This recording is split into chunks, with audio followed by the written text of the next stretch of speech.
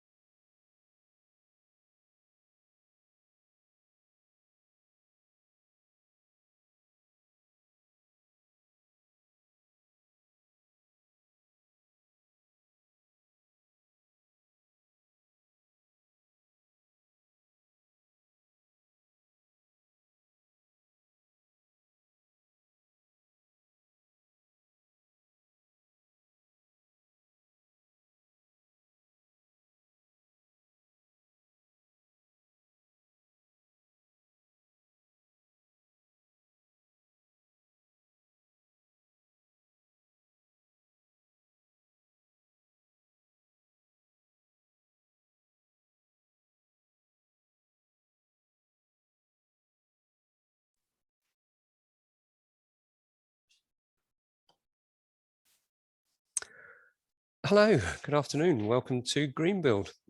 My name's Rob Young and I'm the Assistant Director for Sustainable Growth at North Norfolk District Council. I'll be hosting the event today. My colleague Nigel, who's in the same room as me, will also be on hand to help with any technical issues such as assisting with the chat bar and the live polls, which we'll come on to in a minute. I'll do a little bit of housekeeping. So before we get started, we're going to be recording the event today.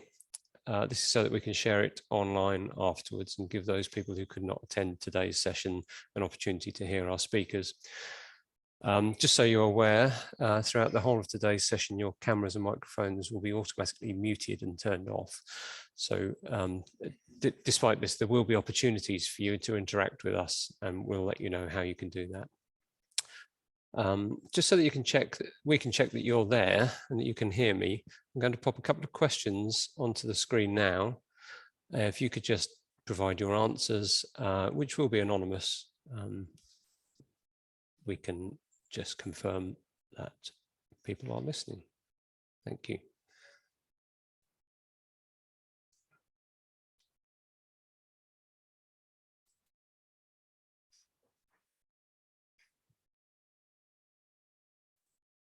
Okay, Nigel, I think that's pretty good. Coffee's obviously more popular than tea in the afternoon.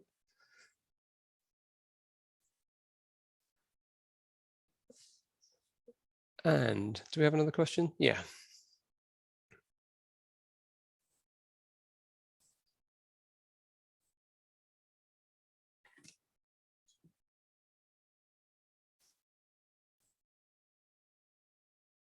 Unsurprisingly, lots of people with allotments or vegetable patches here this afternoon. So it's good to know. We've got the right audience to the right event. Okay, so, well, that's all working from our end, and I hope it illustrates that it's also working from yours. Let me just later on, there'll be opportunities to submit questions to today's presenters. And you can do this by typing your questions in the Q&A bar, which is at the bottom of your screen on the control panel. You may send in questions anytime during the presentation, as and when they occur, and we'll pose those questions to the panel at the Q&A session at the end. We'll not answer these questions before then, but you know, it's good to, maybe if you could just put them in when the question occurs. When asking a question also, could you please notify who it's intended for? And you can simply do this by putting the speaker's name before the question. Alternatively, if the question is for the whole panel, then don't put any name down. You can use the chat bar throughout today's session, and the chat can be viewed by everyone at today's event. So please be respectful of the comments that you post. Greenbuild is a family-friendly event. My colleague Nigel will be on hand to field quick clarifications and comments if there are technical issues, so please feel free to use the chat for that. If you wish to try this out, you can now type into the chat bar your name and where you're dialing from, and we'll just get sort of confirmation that you're au fait with the way Zoom works. So if anybody wishes to just do that, and Nigel give me the thumbs up to see that he's receiving chats. Are we good? If anybody's, oh yeah, I can see the chat is moving along. So, wow, Croydon. Okay, I wonder if we can test who our furthest away viewer is. Okay, excellent. So, okay, thank you for that. So we've got a bit of a feeling about who's here. So that you're aware, all of the instructions for today's session are now going to be posted into the chat bar, so you can refer back to them if you wish to. So Nigel is going to put those up for you.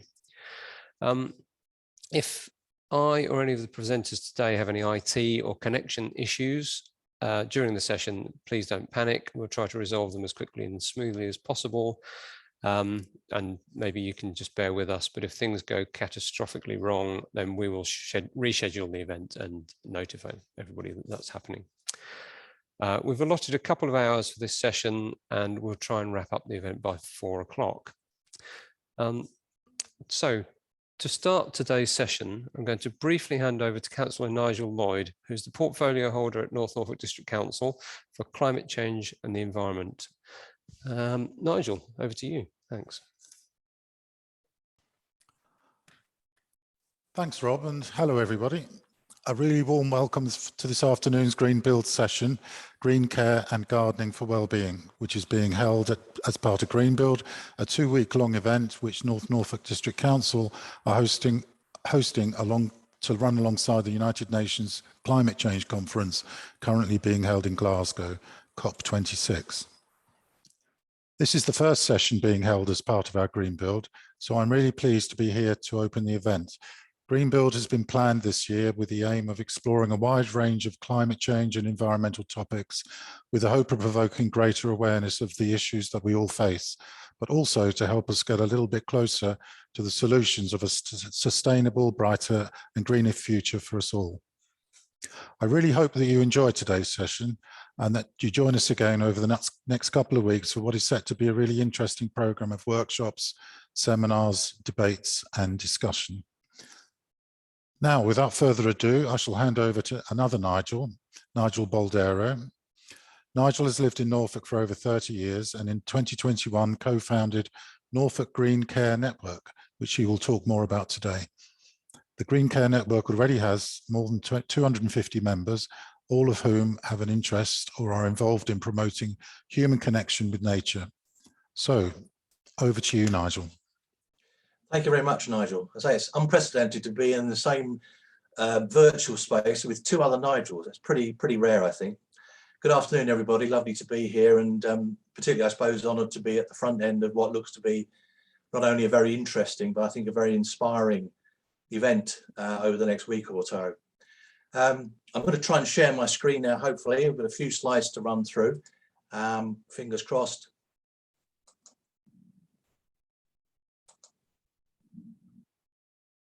It will work. Yeah.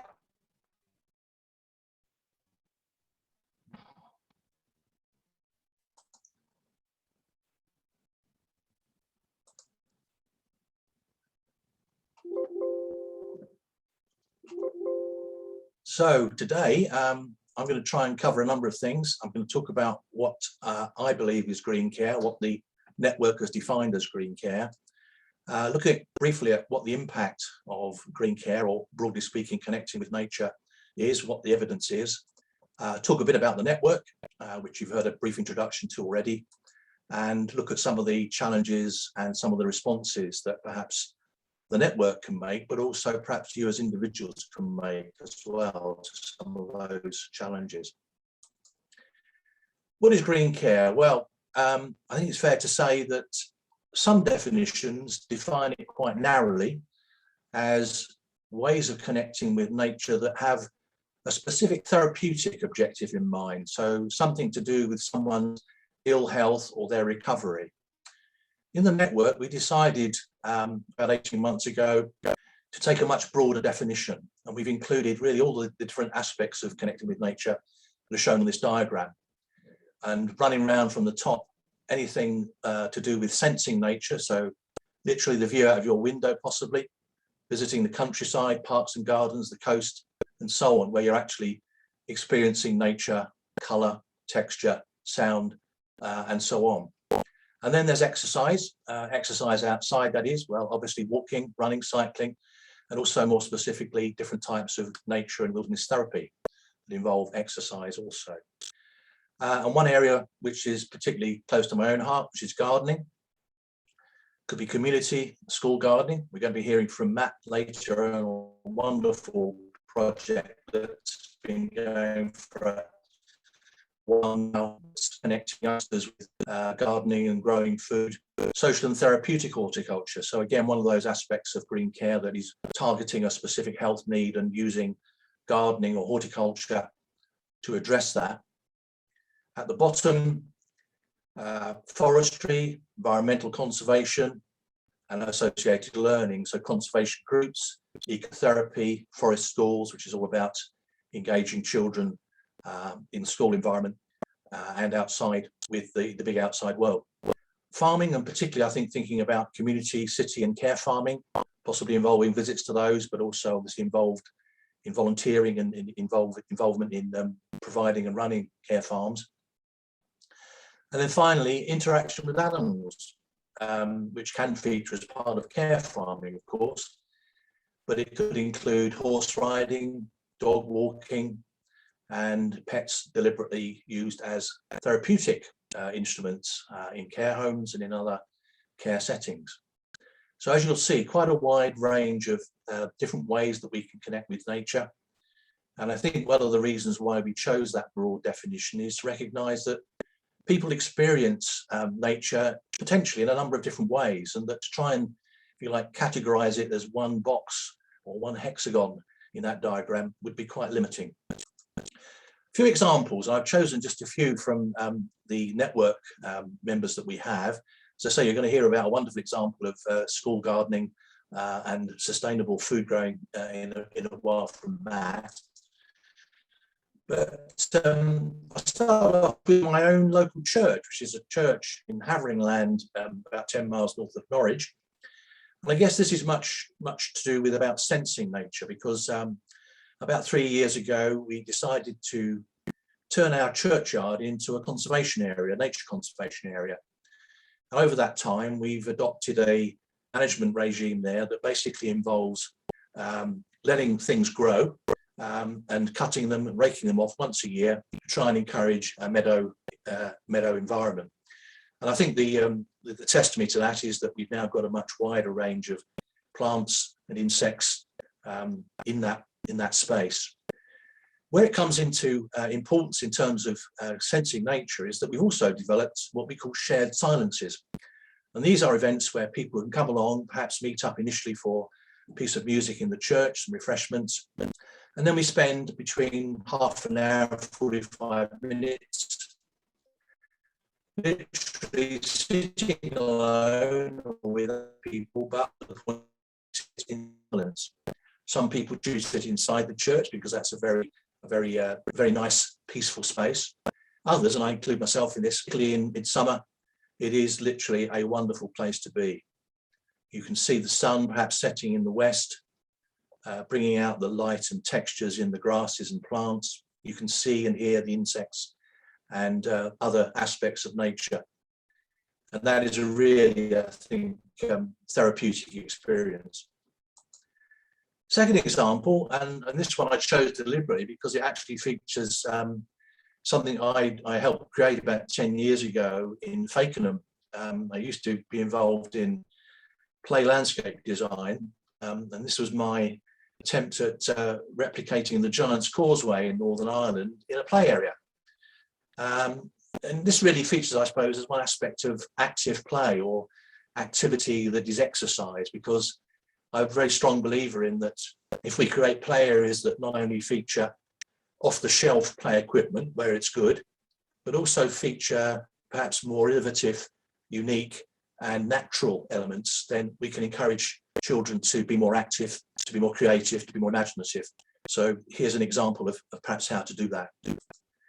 Therapeutic and social horticulture. This is a picture from the Nurture project at Kettlestone, again near Fakenham, run by Carlin Kilpatrick in the middle there, who co-founded the Greencare network with me back in February last year, February 2020. And she, at her home, in fact, her site project provides a wonderful range of social and therapeutic opportunities for people that perhaps have got specific health needs and need guiding and supporting in ways to address those.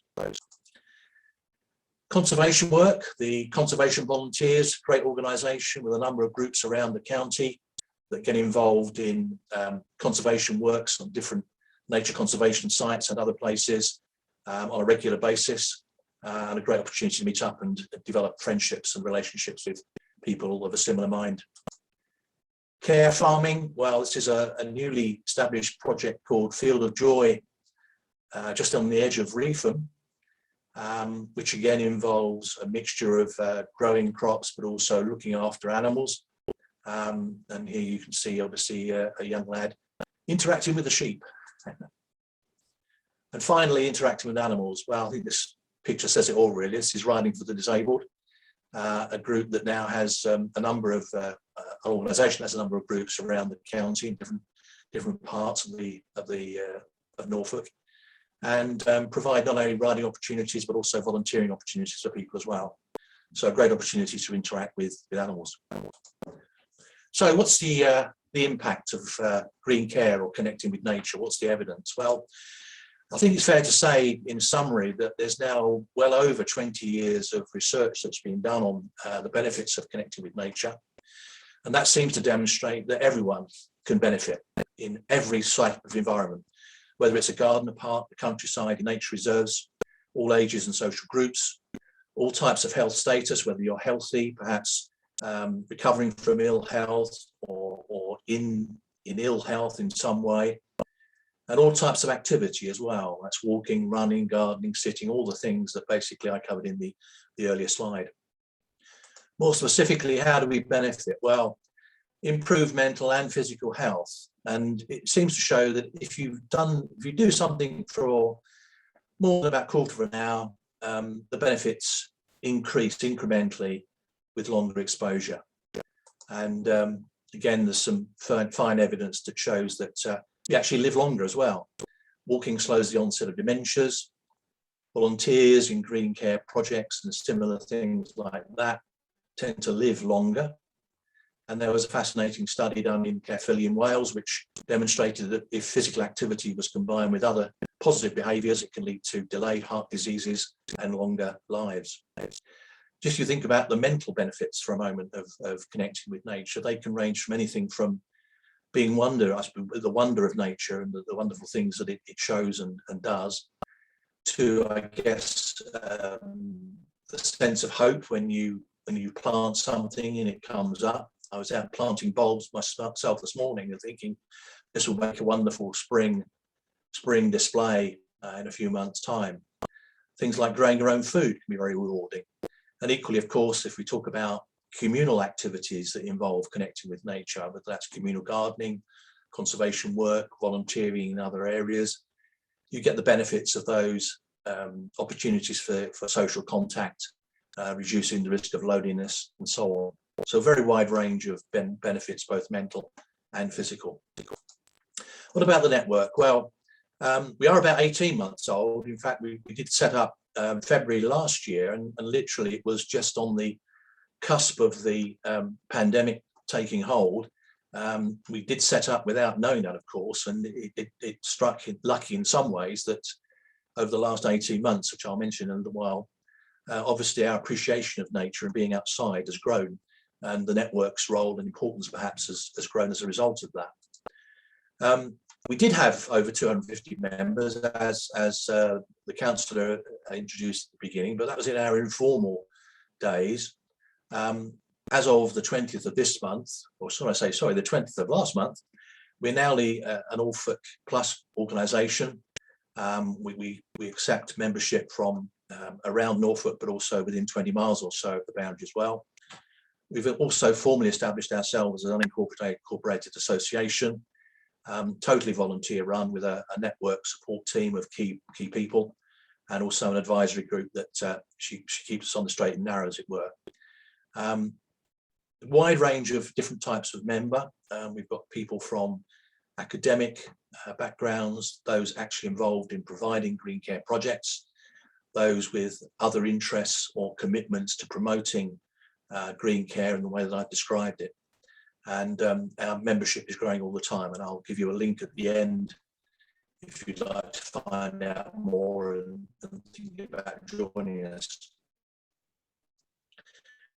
Well, I think it's fair to say that it's about enabling people to connect with nature for 3 reasons. And I'd like to sort of, I suppose, focus on the middle one there, promoting health and well-being, because that's really what, I suppose, inspired us to set the network up in the first place. We were conscious, Carlin and myself, that there were a large number of great projects going on around the county, and wouldn't it be a good idea to see whether there would be some benefits of making them linked up in a more positive and constructive way. I think it's fair to say over the last 18 months, we've developed this vision to feature the 2, if you like, pieces of bread in the sandwich, so that people are enabled to better understand the natural world. And finally, and obviously very relevant to where we are at the moment, take a more responsible attitude towards caring for the environment as well, and taking a more sustainable approach, if you like, to life in general. What are the challenges? Well, I think there are 4 U's I would highlight here. The first is that there is unequal access to opportunities to connect with nature. I think it's fair to say, as a generalisation, that areas with high levels of social economic deprivation tend to have less immediate access to green space of one sort or another. But equally, unequal could mean barriers in other ways. So it could be a disability, it could be ill health, it could be a whole range of social conditions that perhaps have not encouraged people to think about the benefits of accessing and connecting with nature. Secondly, a lot of what is going on is relatively unknown. We've got a lot of great projects around the county, but they tend to be quite local, and the benefits they're bringing perhaps haven't been shouted about enough. Thirdly, I'd say it's a relatively undeveloped sector as well. Obviously, there are projects that do take a specific approach to meeting health needs or recovery needs in the population, and they tend to be featuring in what's now called social prescribing. So GP practices and others are starting to recognise the benefits of green care and are starting to refer people through to these schemes to benefit from them. But it's relatively undeveloped, and again, as I've said, relatively patchy around the county as well. And finally, thinking particularly about social prescribing, it is pretty much unpaid. The projects that are out there doing this work rely on charitable giving, project funding, short-term funding of various kinds in the main. And the fact that they're actually contributing something to the health and well-being of the population is not really recognised by the way in which our health service is funded. And that's a real challenge, I think, for them, and obviously for green care more generally. What does the network get involved with? Well, principally networking and promotion. And so far over the last 18 months, it's been about sharing information, expertise and resources. It's about finding new collaborations, new partnerships. And we've done that largely online for reasons you will be very well aware of. We have a website, we have a Facebook group, we have what we call as a members exchange, where people can actually put on requests for help or offers of help. And that's starting to really prove its worth. And we've held a number of online network shops, as we call them, on a range of topics that have been of interest to our members and others. And in fact, in 4 cases, they've led on to what we've now called special interest groups. These are groups of perhaps half a dozen or so people who have wanted to continue the discussion around a particular topic, but also think about taking more practical steps towards perhaps improving access to that particular topic. One example is we have a special interest group on interacting with animals, and there's been some very lively debate about the possibility of encouraging employers to allow people to take their pets to work, for example, or to have animals available at work, and so on. And equally, there are other special interest groups around enhancing the walking experience, in breaking down the barriers to connecting with nature, and another one which is all about trying to influence planning and design in new communities in terms of making green space available and making green space valuable. Where do we go from here? Well, obviously we are still at a difficult stage in terms of the pandemic. I'm not quite sure what the next year or so will give us, but we've had some interesting discussions recently about the sorts of things that we might be doing over the next year or so. That could involve more face-to-face meetings and perhaps visits to projects. It could involve perhaps providing training. There have been some needs identified around that. It could involve perhaps developing some work around measuring outcomes and accrediting some of the Greencare projects that are members. Thinking about referral pathways, so the ability for one project to perhaps suggest that someone has perhaps achieved all they can achieve at their project and perhaps needs to think about another option and really finding what those options might be and helping them make the move. And finally, I guess about publicity, and we have had some talk about the possibility of a Greencare festival possibly next year along the lines of the Open Studios programme, where projects will be open up to the public. They could come and visit, they could sample what is going on, perhaps sign up to volunteer, perhaps donate funding, or perhaps other ways just getting involved. So there's a few thoughts, if you like, for the future there. The other area that we have done quite a lot of work on, and I guess me personally, is in what you might call strategic partnerships and acting as a funding broker. So trying to bring money to support existing and potential Greencare projects around the county. One project called Families Connect, where we took a leading role in securing national and local funding to help families with children who've been struggling, particularly through the last 18 months, to connect with each other, to connect with nature. Growing Together, which is still in development. We're being led by Garden Organic, a community-led approach to improving green spaces, possibly involving involving food growing, the provision of food and reduction of food waste, and also elements of arts and citizen science and the wider sustainability agenda. Natural for Norfolk, which is really about trying to push on the green social prescribing route, undertaking a review of where we are with that in Norfolk and helping in development. Something which is very interesting, and in fact I was involved in a meeting this morning about this, developing a long-term approach to coordinated community-led rewilding projects, which include tree hedge planting, something that's very topical at the moment, of course, but also thinking about the wider aspects of rewilding and wilding that might be incorporated at a local level. And finally, one which is literally just about to enter a sort of exploratory discussion, discussions with something called NHS Forest, which is all about building the potential for on-site nature connection on National Health Service sites around the county, hospitals, GP premises, and others. There are some examples already of garden activities and garden projects going on. We want to build on that and perhaps encourage other sites to develop their potential.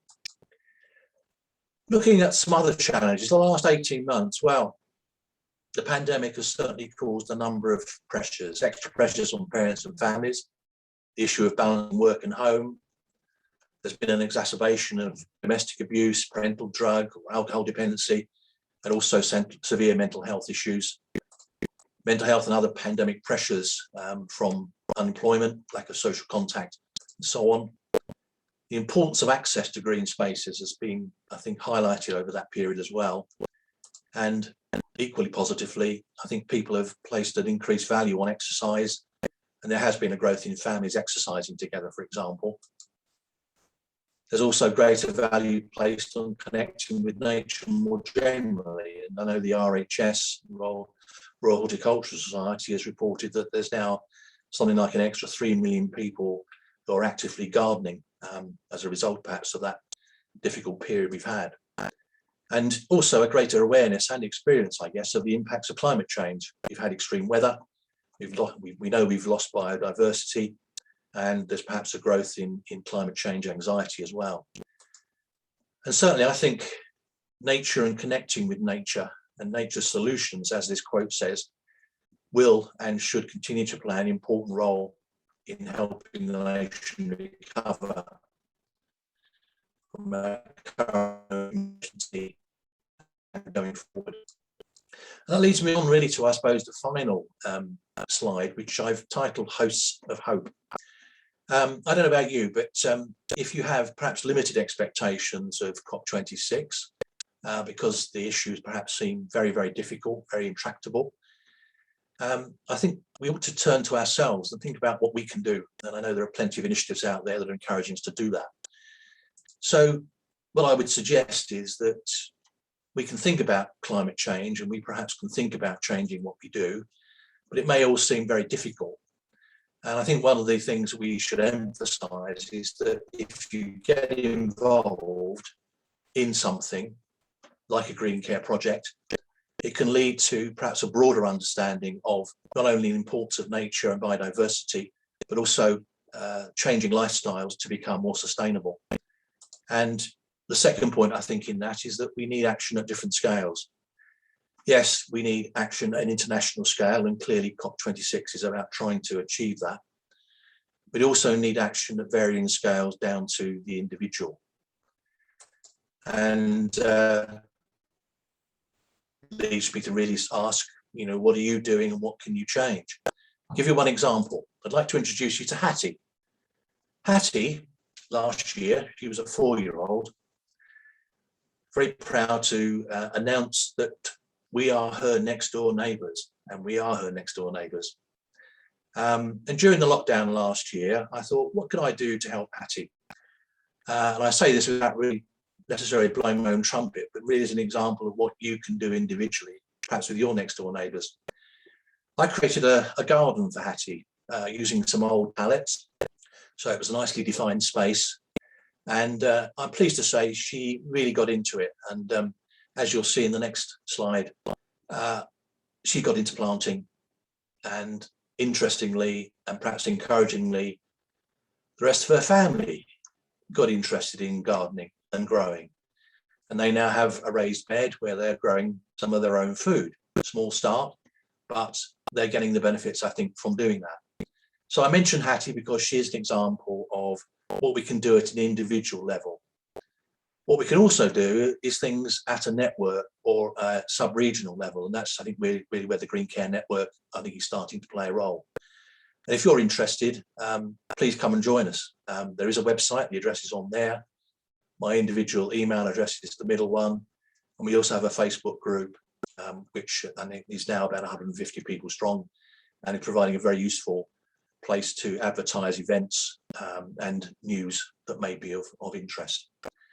That's enough from me. I've just got one more thing to say, which doesn't involve sharing my screen. So I'll come out of that. And I'll just hold up for you 3 books, which I think are well worth the read if you get the chance. If you want to find out more about nature connection and the benefits of it, here's a very interesting book by Isabel Hardman called The Natural Health Service, which describes her personal experience of mental health issues and how connecting with nature in various ways helped that. And she also takes that on to develop her own personal manifesto, if you like, for developing nature connection. The second one I have is a rather more, I suppose scholarly is perhaps the word, a book called The Well-Gardened Mind by Sue Stuart-Smith, who is a psychologist. And this really draws on evidence not only from her own experience, but also more generally about the mental health benefits of gardening in particular as an outdoor activity. And finally, staying with the gardening theme, if you're interested in developing your own well-being garden, the RHS produced this very easy to read book, The Wellbeing Garden, which I would recommend to you. Well worth a read. At that point, I'll be quiet and thank you very much for your attention. Nigel, thanks ever so much. That's a brilliant way of sharing and demonstrating what I guess intuitively we all know, but the benefits of that are backed by evidence, which is great to see. And on the note of hope that you finished on, then just another plug for one of our events. Dr. Ella Gilbert on the 11th of November at 2 p.m. will be presenting a talk on climate optimism, which is essential. So that's, you know, that's a brilliant illustration of what can be done in your back garden, your neighbour's garden, or collectively working together, and the health benefits of that. So thank you so much for that presentation. A reminder to everybody that there is a Q&A tab at the bottom of your screens that you can, if you've got any questions that you want to pose specifically for Nigel, please put them in there. But the second of our three presenters this afternoon is Matt Willer. I've known Matt for a number of years, mostly as a result of his work at Reefham High School, where he was a teacher, but he broke out of the classroom on a mission to provide thousands of young people in Norfolk with the kind of education and support that they really need. He'll introduce himself, I'm sure, but you know, Matt was born and raised in Sussex, moved to Norfolk when he attended the University of East Anglia. After leaving university, Matt worked in various locations around the world, including Bosnia, Uganda, and Cuba. From 2013 to 2018, Matt worked as a humanities teacher at Reefham High School, but always had his sights on the outside of the formal curriculum. And in 2019, he set up the Papillion project, which he'll now tell us all about. So over to you, Matt. Thanks very much. Thank you, Rob. Thanks very much. And my compliments to Nigel as well with the Greencare network, because that really is a fantastic organisation that he set up, linking everybody with the single mind together across Norfolk. So well done. It's really nice to hear all about that. Great. So let's hopefully my presentation will be on your screens. I hope that you can all see that. Let's get that going there. So yeah, as Rob very kindly introduced me, I'm Matt Willer. I'm the school project lead and the founder of the charity, the Papillion project. So I'll be talking this afternoon about the overview of what the charity does in secondary schools, and also in relevance to COP26 of how it is so important to work together and collaborate, because that's how we can tackle major issues such as climate change. So just a little bit about me, although Rob very kindly has already kind of introduced me. So as Rob mentioned, I used to come from Sussex, and I was very lucky to go to a state secondary school in Sussex that had a working farm attached to it. So I was very lucky to experience what it's like to be around animals and also to learn how to garden at school. And then since then, I did some traveling, in particular in Cuba and Uganda, where I saw how sustainable methods of growing food and how the idea of growing food locally is an absolute necessity in these countries. So I was very, very inspired by that. In regards to humanity, I was very inspired by my time spent working for the New Zealand Red Cross in Christchurch after the earthquake, and how amazing things and the most difficult things can be overcome by when people come together during a crisis. So I saw that at first face value and experience in New Zealand. And as Rob mentioned, I went to UEA, I studied history, and in particular, I had a focus on environmental history, which is really interesting. I had my own allotment in Norwich, which means I'm certainly not an expert grower, but I know enough to work with children. And of course, you wouldn't look at it looking at my appearance this afternoon, but yes, I used to be a secondary school teacher at Reefham High School.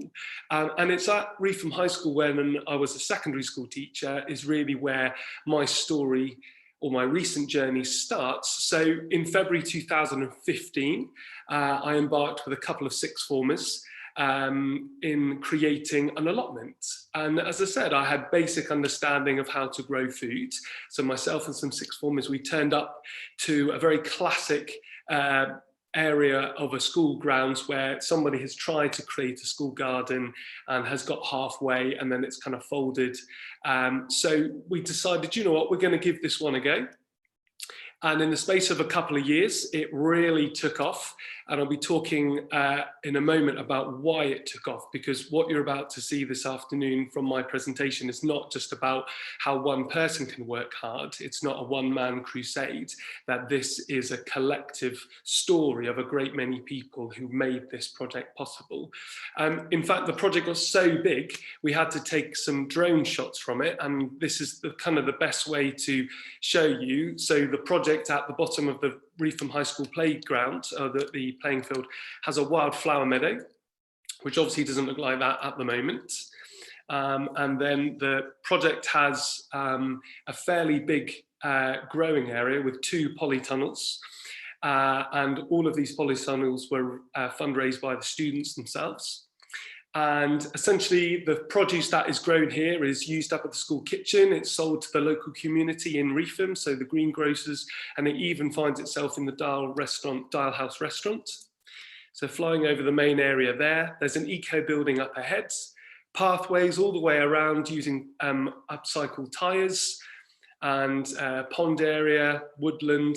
It's an amazing space that we created down there for the school. And as I said, it's so big, you kind of really have to take a picture from the air, and the whole area is over 2.5 acres in size. And one example I'm going to be coming back to at the very end of my presentation is the ability of collecting rainwater. There's no rainwater at this project, so myself and the students and a parent had to think smartly about that. So we collect rainwater from the sky using these huge sails, which we pin to the bank, and that is aimed downwards at the project. And I'll be talking at the end about how it collects water. So the idea of the project, although I didn't realize I'd kind of get this far, the whole idea right from the beginning was to inspire young people at the school to at least make them aware of where their food comes from. Now, it was this project which in many respects was the accidental pilot project for the charity, which I'll come to in a moment. So the allotment project was a grassroots project, and it went on to appear on national television, winning regional awards. I myself was surreptitiously nominated for the RHS School Gardening Champion of the Year, which I'm incredibly embarrassed to say I won. I had no idea that award existed. And I met Prince Charles in the making of that.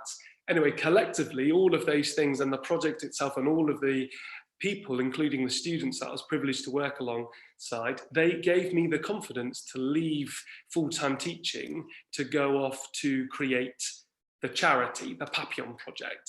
So the allotment project at Reefham, just to be clear, is the accidental pilot project that created a regional charity, which I'm now going to go on to talk about now. So from that one project at Reefham, so you can see at the top of your slide there, in bolded is Reefham High School and College. So from that one project, we have inspired other projects to occur. We have rebooted lots of projects, we have kick-started lots of projects, but as you can see, we work with over 20 secondary schools throughout and across Norfolk. So that's roughly 1/4 of all the secondary schools in Norfolk. Now, although oddly enough, I think there's only one technically in North Norfolk there. So I'm hoping from my point of view after this presentation, I might be able to make some new friends in North Norfolk because we would absolutely love to start supporting more schools in North Norfolk. That would be fantastic. So I guess from the allotment project, that's really the story of how big things can have small beginnings. Briefly, why Papillion? We always get asked this, so very, very lightly, because there's lots of things to talk to this afternoon. But one of our major connotations is the idea that a lot of our work is transformative. So we go into schools, as you'll see in a moment, and we find obsolete areas of a school playing field, and we transform that like a cocoon into a butterfly. We transform these areas into inspirational places of outdoor learning. But why not the butterfly project? Well, that would be quite confusing because we're not a butterfly charity. So we take another connotation from the book film called Papillion, which is the French word for butterfly, by Henri Charrière. And that book has connotations about that key word escapism and freedom, because the other side of what we do is not just promoting environmentalism in schools, but we are also here, direct link to what Nigel Boldero was talking about green therapy, is that by having a school allotment, we are not only helping young people to connect with nature, but being outside is proven to be incredibly good for our well-being.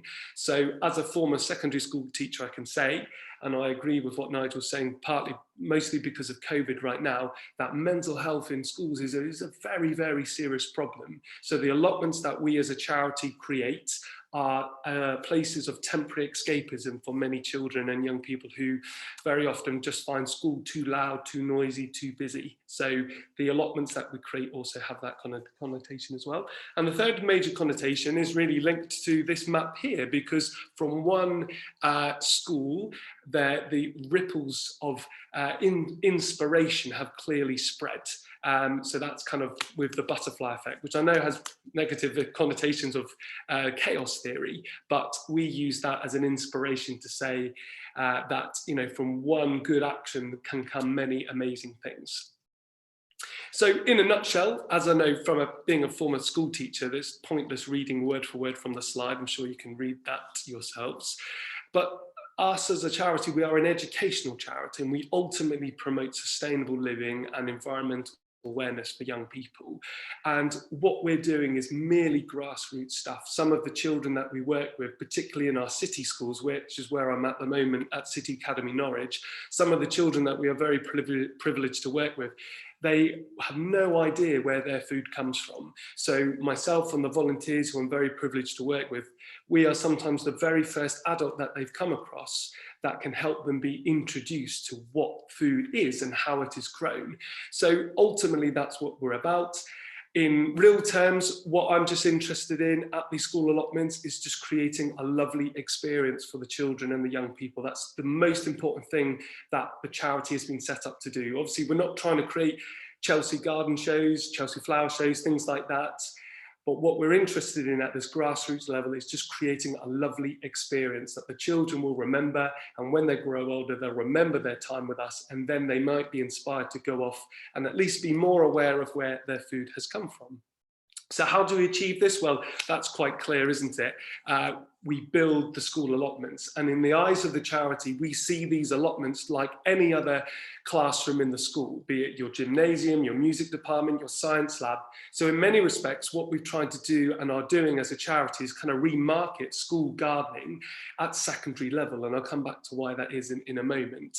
But essentially what we're doing is we think these allotments are not just a couple of raised beds, they're much more significant than that.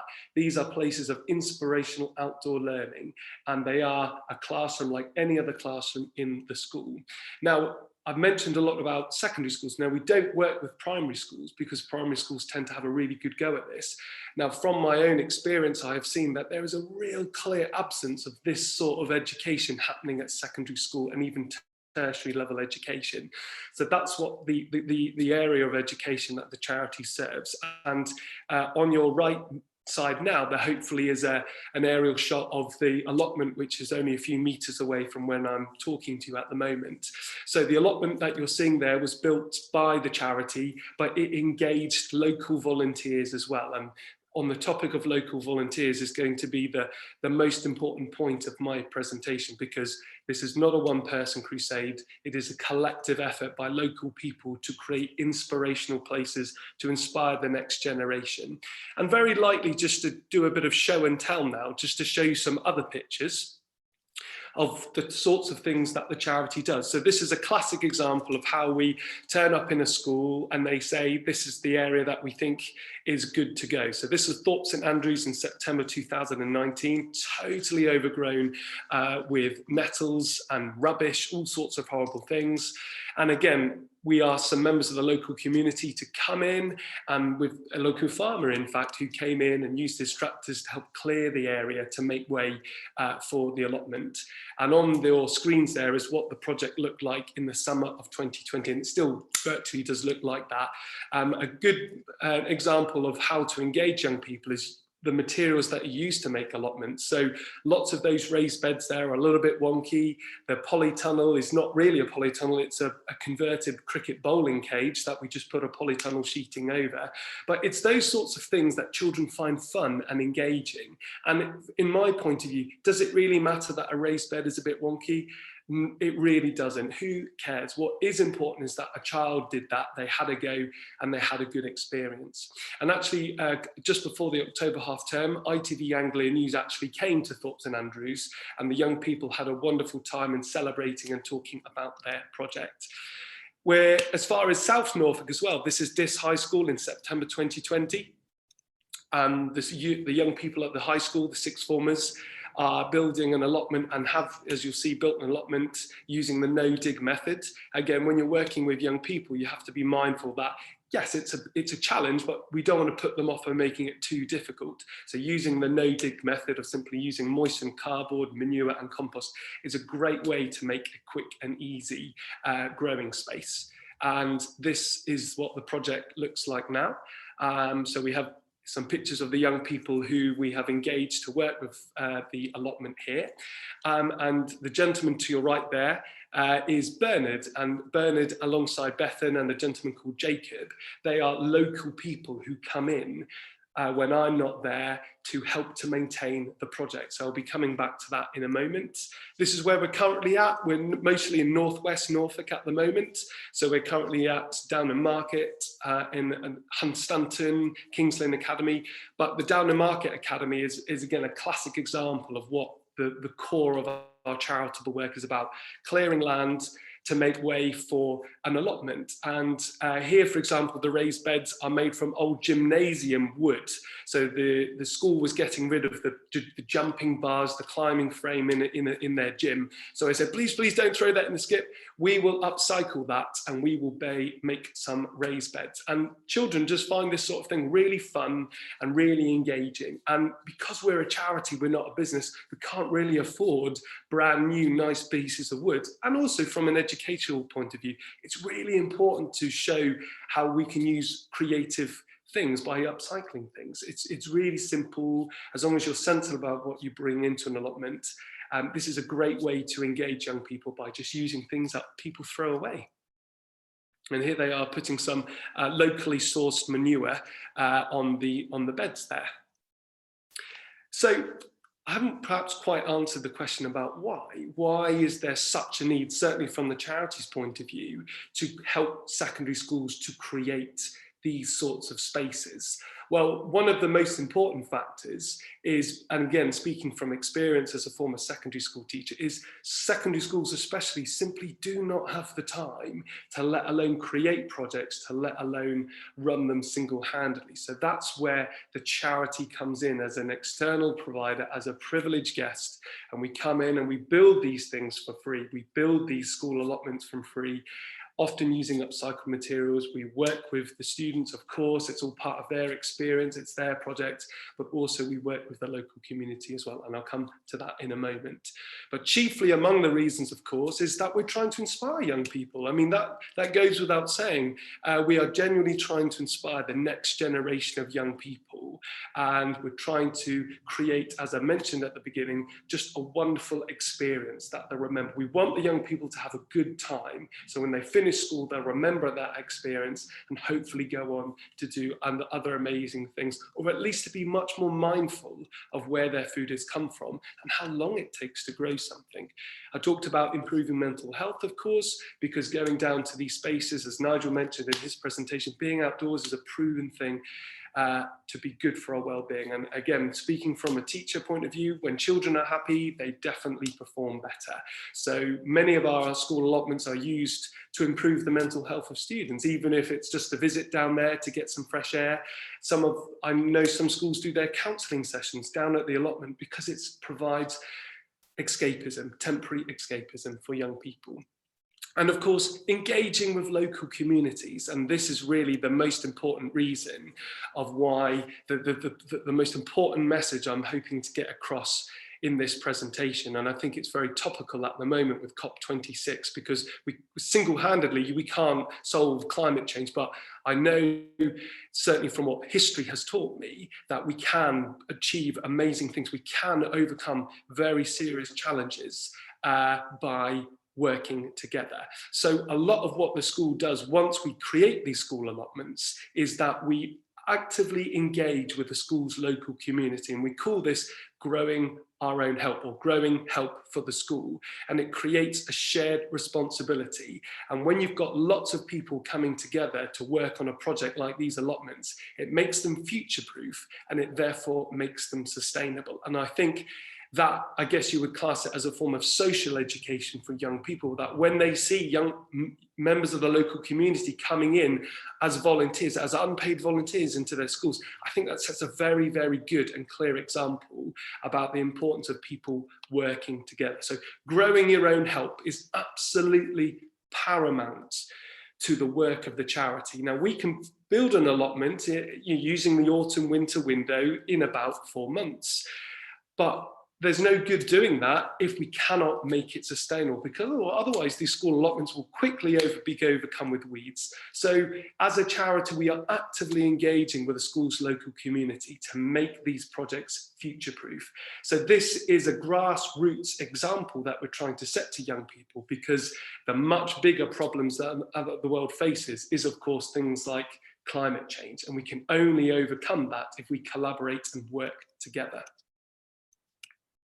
And just one example to show you of how important it is to work as a team and the power of the community. So I talked at the beginning of my presentation about how we collect rainwater. So as I said, you know, I'm now a much better grower many years on, but at the beginning of my journey at Reefham, you know, I knew how to grow food, but I certainly wasn't aware of how you can collect rainwater sustainably.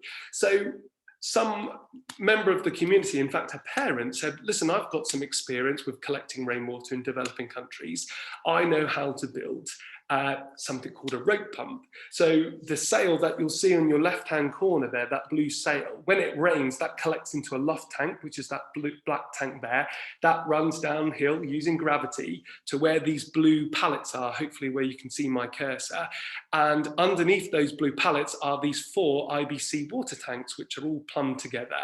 And on top of that, hopefully you can see this little video, which is going to show you here.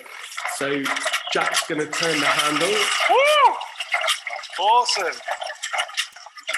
And hopefully out the spout there, you saw rainwater being pulled to the surface. Now, I didn't do this presentation to talk about the detail of that rope pump, but it's very simple. It's a rope that goes round and it's got rubber washers cut from car tires. And those rubber washers pull the water up from those tanks to the surface. So they use these in developing countries when they haven't got fossil fuels to power a pump to do it.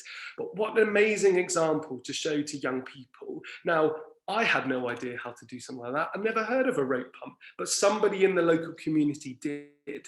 So the Reefham project, the accidental pilot project that created the charity, taught me the paramount importance of you just do not know who's in your local community. So it is so worth engaging with them, making lots of noise about your project, because you never know who is going to step forward and who is going to enrich the project. So the important thing is that we really can change the world, but we can only do it if we work together with a single goal. Now, the charity's single goal is to inspire young people, and that's a really clear and powerful and inspirational message. So that's why we feel so privileged as a charity that lots of people want to help us. But of course, as a charity, we are solely dependent on volunteers coming to make our charity work possible. So if anybody's ever interested in talking to us or interested in becoming a volunteer, not just at schools, but in other areas of the charity, please, please, please do get in touch. And also, if you do know schools or teachers who might be interested in having a school allotment in North Norfolk, we would love to become their friend. So please help us engage with them as well. And yes, thank you very much for listening to my presentation. And thank you for the opportunity as well, North Norfolk District Council. Thank you, Rob. Matt, thanks ever so much. Fantastically, hugely inspirational as usual. Ingenious and an illustration of what children can do outside the classroom, and how I know from personal experience how enthusiastic they are about breaking out and following you in that journey outside the restrictions of the national curriculum. So all power to you. There've been a few questions popping up along the way, and we'll I think we've probably got about 10 minutes for a question and answer session. So if anybody has any questions that they'd like to pose, but we'll probably end up with a bit of a debate between Nigel, if you could, turn your camera on. Thank you very much. I think that the one sort of theme that seems to be running through is taking these from sort of slightly niche projects, brilliant ideas, into initiatives that depend on the local community, but also are continued by the local communities. So what top tips have either of you got for involving people within local areas in these kinds of projects to give them that sustainability and that longevity, and to sort of mainstream the things that you've been trialing? I don't know who wants to go first. After you, Matt. Oh, thank you, Nigel. I would say one of the most important things is clear communication and transparency. And I think certainly from my experience, I mean, you have got to work quite hard to engage with the local community. They often won't come to you. So a lot of my time, even tonight, for example, I'm off to Litcham to speak to the Litcham Parish Council, because Litcham project needs some more volunteers. So sometimes an email is helpful to introduce yourself, but I always find if you go and meet the very people you're trying to engage and inspire, that's just so much more worthwhile. And I think once you have them interested and have them engaged, then you have got to make a regular effort to keep in contact with them. So I think there are my top tips. Nigel, anything to add? Yeah, I mean, I'd go with, I think communication is crucial, as Matt says. I suppose a couple of things that occur to me is really, I suppose, starting in a sense where the community's at, and finding a hook that is going to interest, a core of people locally to do something. Matt obviously is specifically focusing on the Papillion project and the great work that it does in high schools and so on, and how that reaches out to the community and brings the community in. I suppose my interest is slightly broader in the sense that there may be other ways in which we can engage communities in either connecting with nature or sustainability projects of various kinds. And it's really, I think, finding that germ, if you like, of interest at local level and building on that. And I particularly think about, one of the projects I mentioned called Growing Together, which you will know a bit about, Rob, which is essentially about that. It's actually going out to communities and saying to them, have you thought about the green spaces that you have access to, or that perhaps you don't have access to locally? And would you like to think about doing something different with them?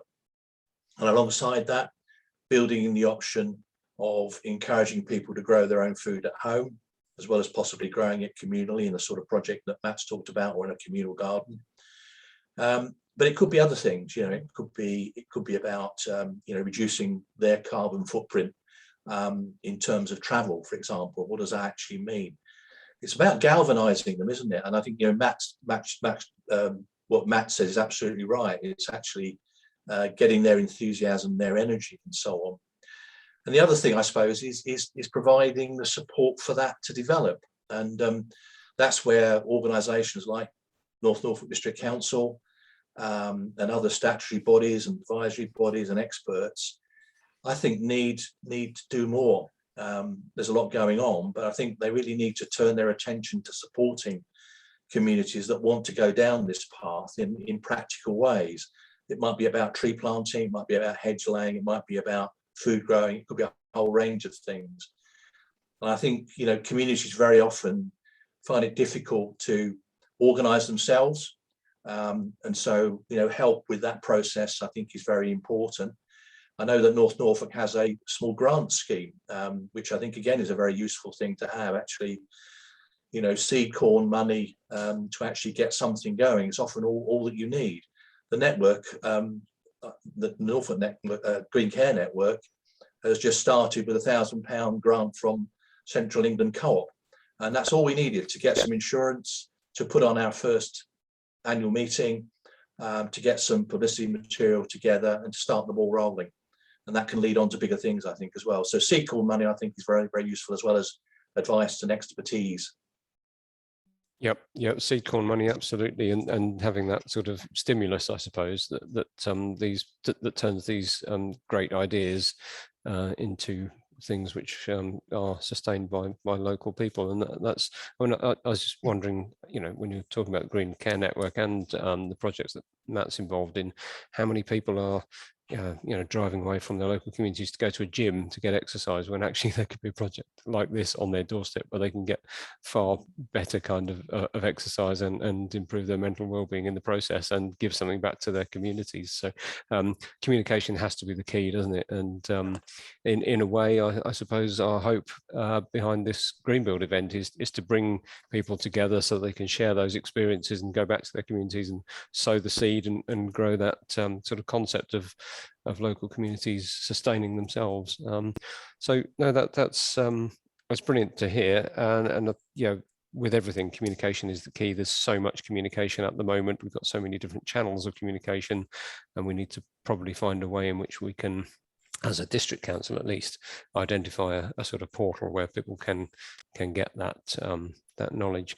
Another question that's coming is about the specific projects that either of you are most proud of. So I guess something which you have done or achieved, which you can just sort of, it doesn't matter whether it's big or small, but to sit back and go, yeah, huge, immense satisfaction. And sometimes those are the things which sharing that experience or talking about those things in events like this is what then sparks other people to replicate them. Can you come up with any examples of things that you're particularly proud of? Well, for me, it's always when the young people have very clearly done it themselves with very little help from myself and the charity. So that is what I feel proud of the most, because that's what it's all about. That's what it's all about for us.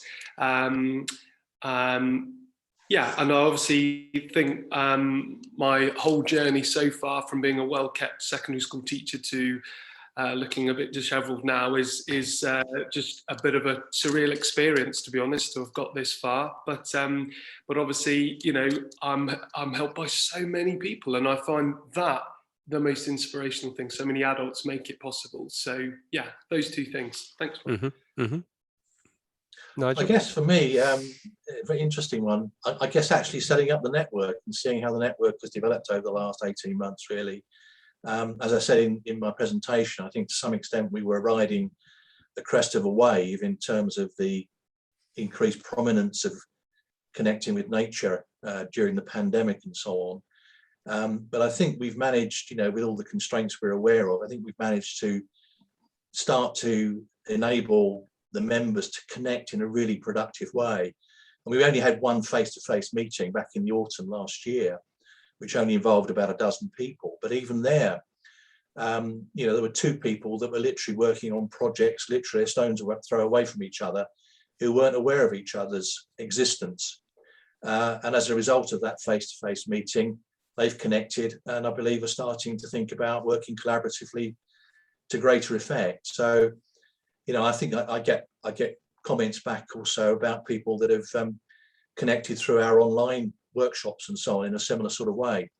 So, it's perhaps a fairly minor achievement, but it started the ball rolling, I suppose, and can hopefully lead on to bigger things. I mean, we talked a bit about just now about projects and so on, and that side of things. I think one of the things that I'm particularly interested in is how we can, I suppose, galvanise, the collective strength of our membership, particularly those people who are involved in Greencare projects, to secure their future and also to expand opportunities. We've had a few goes at that. I mentioned some of the projects that I've been involved with, which are, I think, going in the right direction. We've had some funding success as well.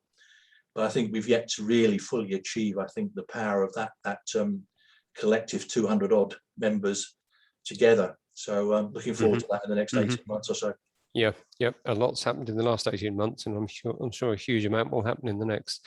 There was a specific question came in from somebody called Helen, which was to Matt, wondering about whether you would consider working in primary schools as well, or are there any bounds? Would you go beyond schools even? I think in the future we will definitely, at least in the near future, we would like to tap in to primary schools just to share good practice, good examples, sharing experience. But because we, although our reach is far, we still remain a very small charity. So, if I'm totally honest, to actively work with primary schools on the ground, won't be at least for a couple of years yet. But there's no reason why primary schools still can't look at our website, look at our films, look at our articles, look at our resources, and perhaps be inspired that way. So I hope that answers Helen's question. Mm-hmm. Great. Can I just come in on that as well, Rob? Yeah, cool. Yeah, cool. I mean, I totally accept what Matt's saying. The focus, for all the reasons he said, is on high schools, quite appropriately so.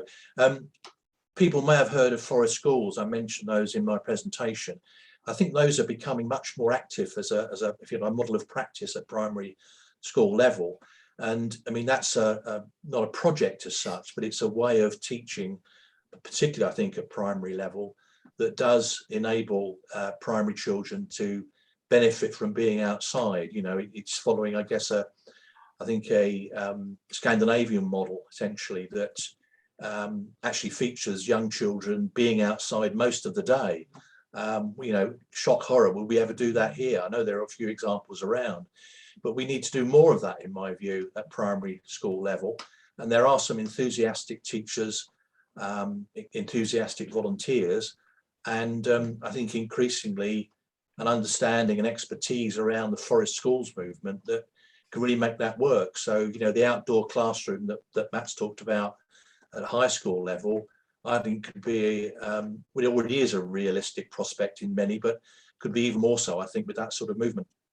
Mm-hmm. Yeah, great stuff. And I mean, Nigel, you gave a plug for the North Norfolk District Council's Sustainable Communities Fund, which can provide that sort of seed corn funding. And if there is a local primary school or other setting that somebody has wants to establish an allotment or something similar, then that please put in an application to that fund or contact us at the District Council, and we can help to provide that stimulus for those kinds of projects. So just to wrap up this session, thank you both very much indeed for your stimulating, fascinating insights and sharing your project with us. And let's hope that that sort of the butterfly effect can happen from here on, and the ripples of this event can then be felt by others. These sessions will be posted on YouTube, and we'll be sharing them as far and wide as we possibly can, and hopefully bringing you back to a real Greenbuild event next year. So we'll give you all a virtual round of applause before we move on to our next speaker. Thanks very much indeed. So our next speaker is Caroline Fernandez. Caroline's the Community Development Coordinator with the Norfolk and Waveney Wellbeing Service, with a special interest in urban food growing. So keeping on the theme, Caroline's going to share her experiences and demonstrate to us how easy it is to grow your own tasty salad leaves at home, even if you've got limited outdoor space. Well, we're sat in an office at the moment, but actually it's even worth thinking about. We're looking with a great amount of interest. And you're going to lead us through a virtual workshop. So the outcomes for us will hopefully eventually be real as well as virtual. So over to you, Caroline. Thank you. Okay, thank you, Rob, and thanks, Matt and Nigel. I've really enjoyed your presentations, and we've met already, and it's been great to be part of the network and to be in touch with Matt about everything he's been doing. I'm a keen grower, growing outside, but this time of year it's kind of easier to grow inside, or especially if you haven't got any space outside. But this time of year you can be putting things outside, like your broad beans, your onions, your garlic, and you could be growing stuff, salads under fleece. But I thought, if it does sound like quite a few of you are have done some growing before, so some of this might be very basic for you. Although I think the sprouting seeds which I'll be demonstrating as well, may be something new for you. Yeah, I'm passionate about growing and eating food. I've supported a lot of community groups growing their own food, including in London with the Women's Environmental Network, and I'm a long-term member of Garden Organic as well, and all sorts of, I've got my fingers in lots of pies. So it's great to be here. So I've kind of covered outside things, but so today, what can you do at this time of year? What could you be sowing or growing at this time of year? Because light levels are going down, temperatures going down. Indoors, you can have a reasonable temperature. What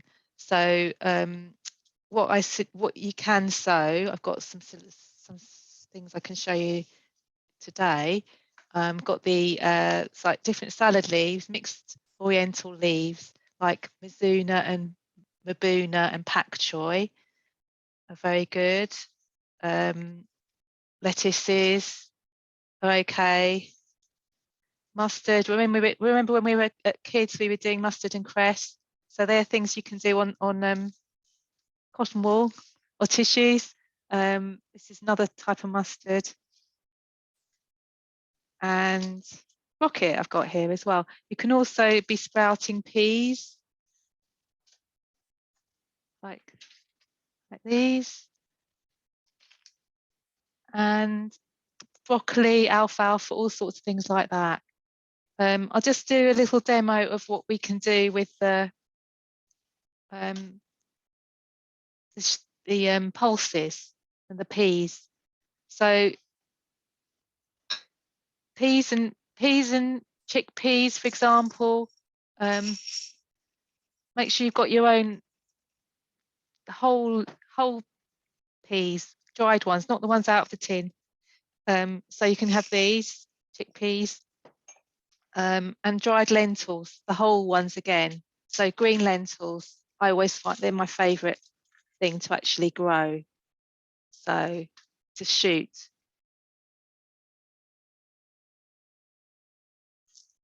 So they have to be whole, not the red ones. The other day, someone was saying to me, "Oh, I've got lentils at home, those red lentils." I said, "No, it's very unlikely they'll grow because they've been split and they're not whole anymore." So to sprout, the benefits of sprouting are manifold.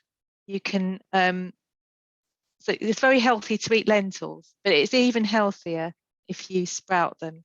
The biochemical process is quite complex.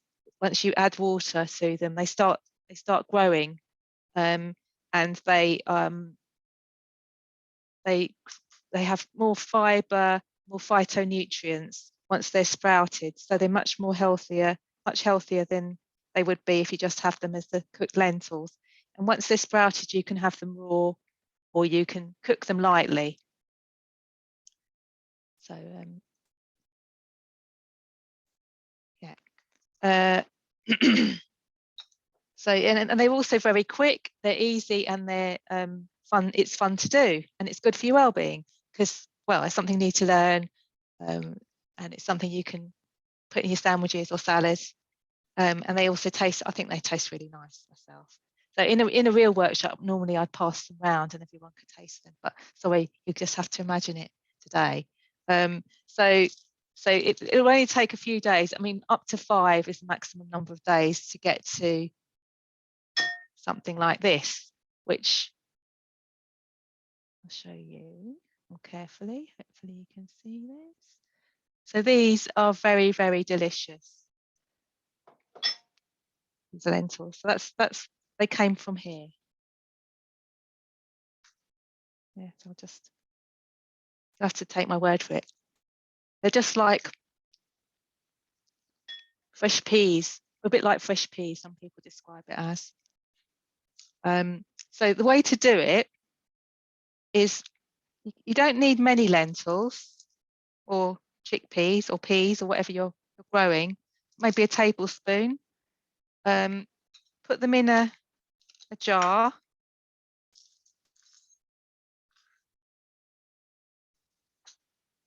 Soak them in water. for 12 hours or overnight is best. So a bit of water.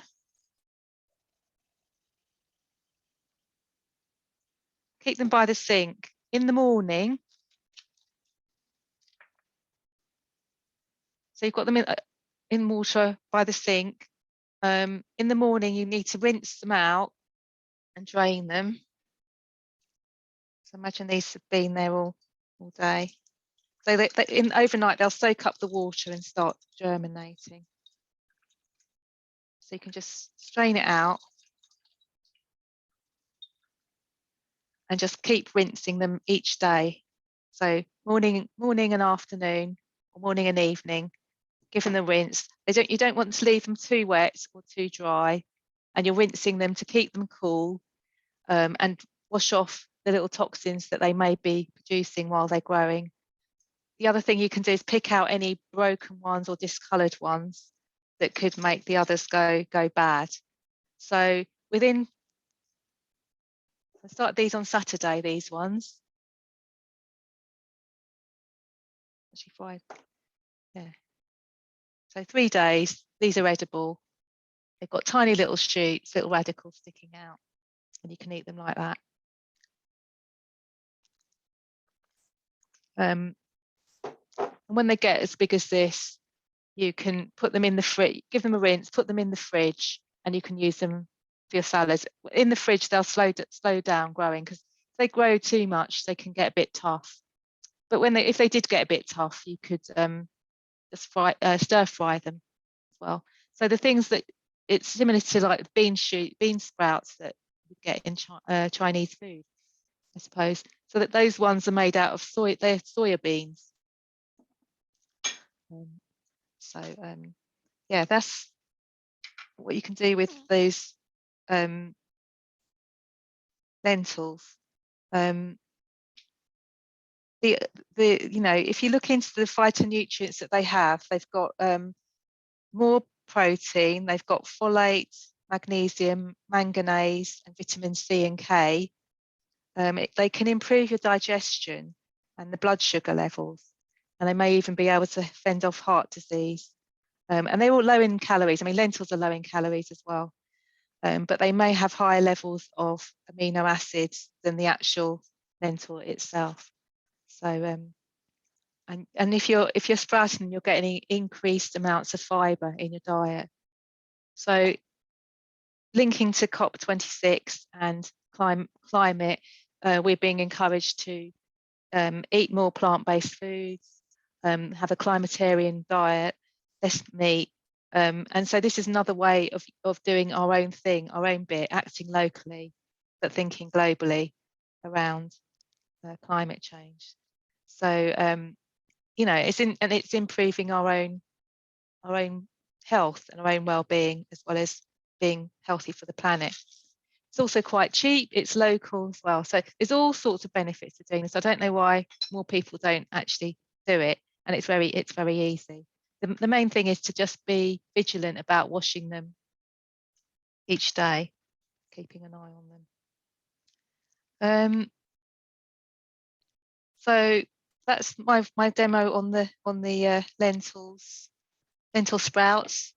The other thing I was going to show you, and I think it's always worth having a look at how to sow seeds, and just to remind ourselves about sowing seeds, and because if we're sowing seeds, we want them to have the best opportunity they can get to grow.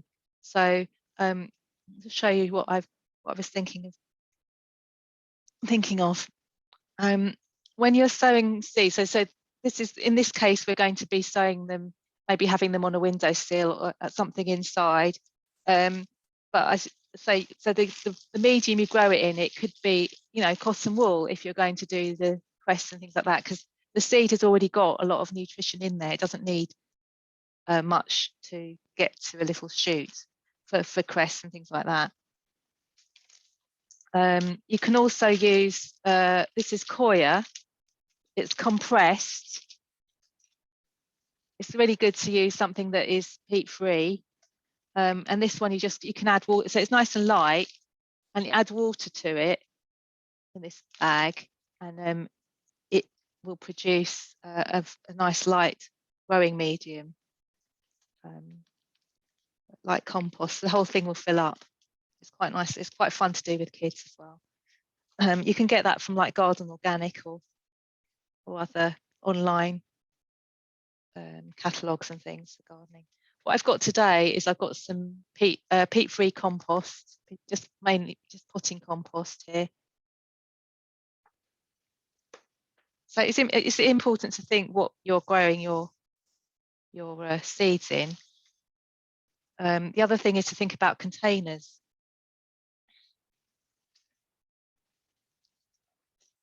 I've got some down here. So you can use anything really. Just think about the size of the plant that you're growing. You can reuse your coffee cups. I'm sure you've got loads of plant pots around. Don't buy them if you can. There's so many in circulation. Just reuse. So get your pots. I'm going to use this one today for my seeds. Put your compost in. Up to the line. I would say do it up to the line. So you can shake it down, and if it's not up to the line, put a bit more. Because you don't want to press it down too hard, because you need the plant will need some air. So I don't want it to be too loose. So the seeds I'm going to try some more mustard today, I think. So I've got the mustard. It's just a nice thing to put in your salads or your sandwiches. They're quite a big seed. When you think about sowing the seeds, you don't want them too close together, it's too dense. You don't want them too deep either. So, and you look at the size of the seed, and that's the size, that's the depth that you want them sown at. So these are a sort of medium-sized seed, maybe about 2 millimeters. So I'm putting them on the surface of the pot, spreading them out. They're not too close together because you don't want them to be too dense. And then you can sprinkle a bit of compost on the top, just to the depth of the actual seed. So some people just would sieve this on. So cover them over, not too deep. Remember to label them if you're doing several. And then just a bit of water. You don't want the compost to be too moist or too dry. I think with practice you get to know what they need. So I've done that. Did sit it in a bit of water there. And the other thing you can do is put like a sandwich bag or something, a sandwich bag over the top. Maybe you reuse one. I say cling film, but I'm not encouraging the use of cling film. Or you might have a propagator, so you could put something over the top to keep the moisture in, but now and then, every day, in fact, wipe off the condensation so it doesn't get too moist. Just show you some that I've already been growing.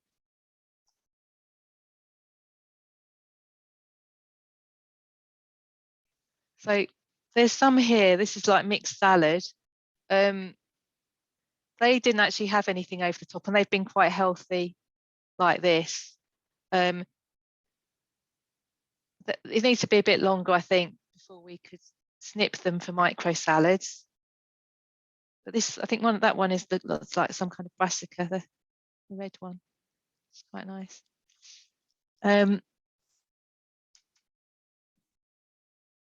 This one's mustard that I've grown. It's taken a couple of weeks to get to this point. But you could, this is something you could put in a salad. That's the reason I did these in a bigger one, is then you get more, don't you? Obviously, it depends on your size of your window, what you're going to have.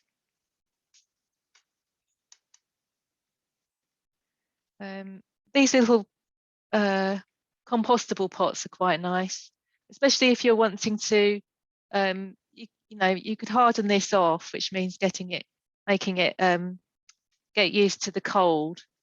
So you would put it out of an evening or in the day, really, so it doesn't have a shock when you put it out in the garden or under your fleece. So, I mean, this might be good earlier in the year or to prick out outside. So you could put those out under some fleece if you wanted. That's another way of doing it. But I mean, these are we're talking about micro salad today, so we can actually eat these. That's fine. The other thing you can be growing as micro salads is different herbs. I mean, I've got parsley here.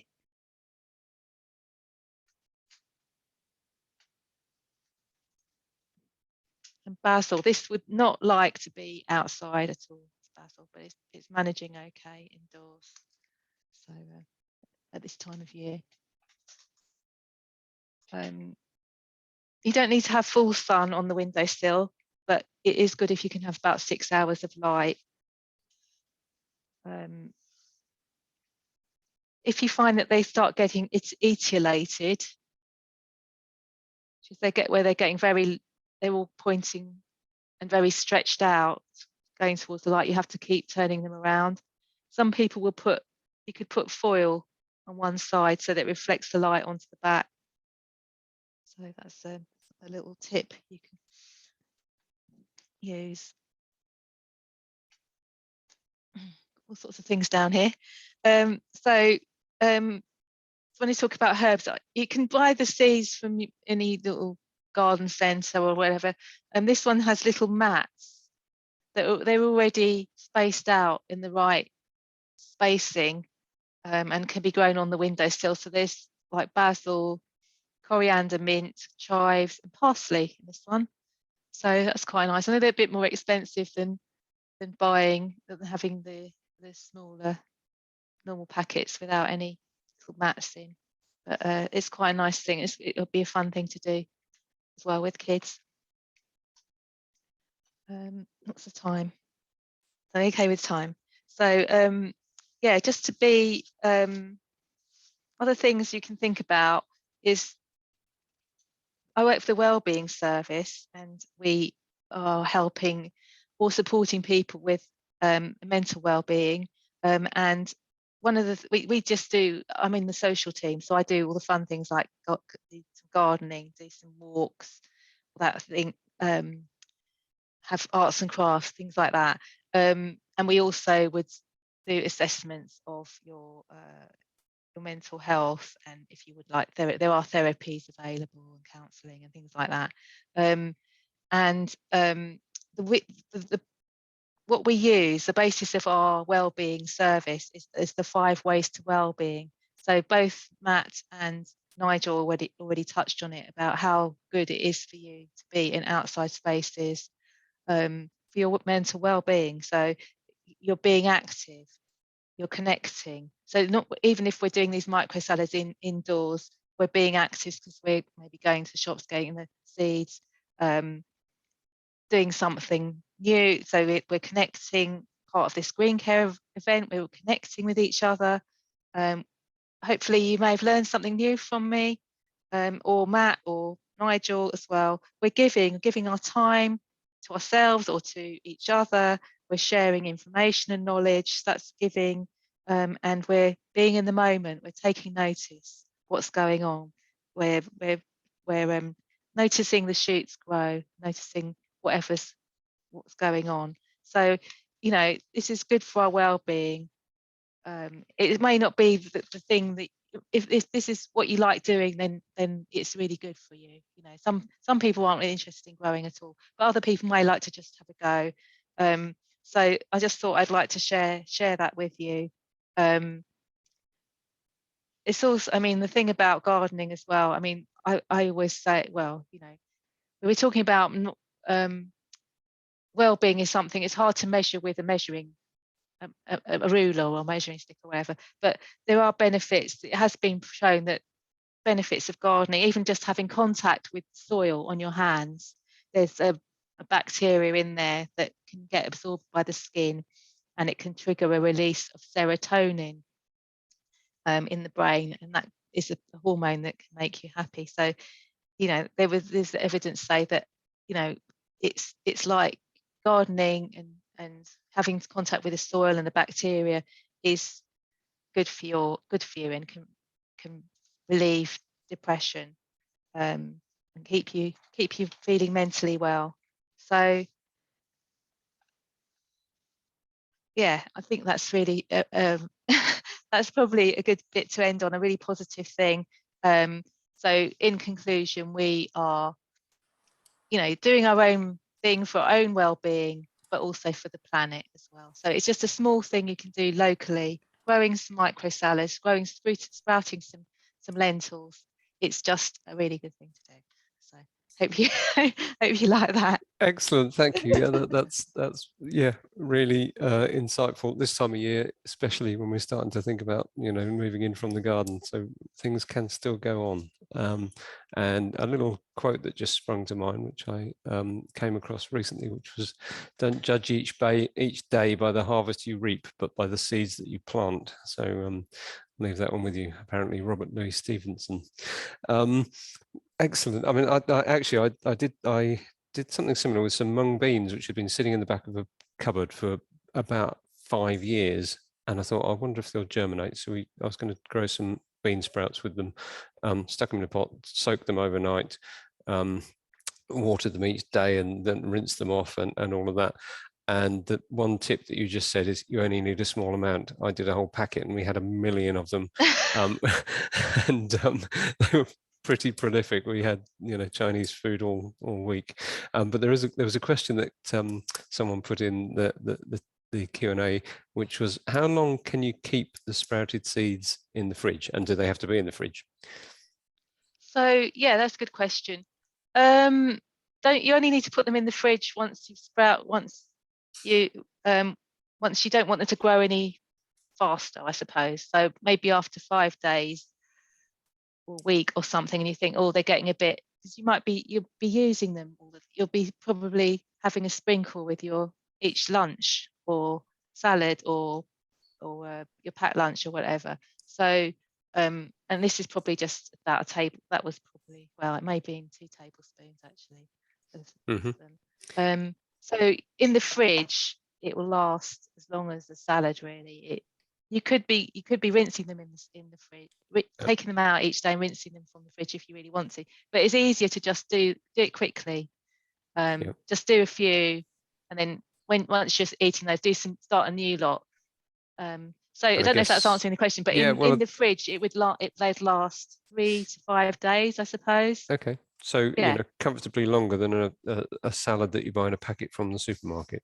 Yeah. Let's hope so anyway. And so the benefits of doing this is about changing the way you consume, isn't it? So if you grow them yourself and eat them, as you say, just have a sprinkle in you know, for lunch with the sandwiches or whatever each day, then it changes the way you go about consuming, which is what this is all about, really. More sustainable. Reducing packaging is more nutritious. It'll save you money. What's not to like? So that's fantastic. Well, I think again, a virtual round of applause. I'm sure everybody who's at this event has appreciated that, and will probably hopefully go away, and I'm certainly going to start to do something very different with the green lentils that we've got in a pot, rather than just making dals. I'll certainly be sprouting some of those. So thank you very much indeed. I think there are no other questions that have popped up, so that will probably wrap up today's session. Hope everybody's enjoyed themselves, and that you'll come along to the other events that we've posted for Greenbuild this year, and hope to see you again soon.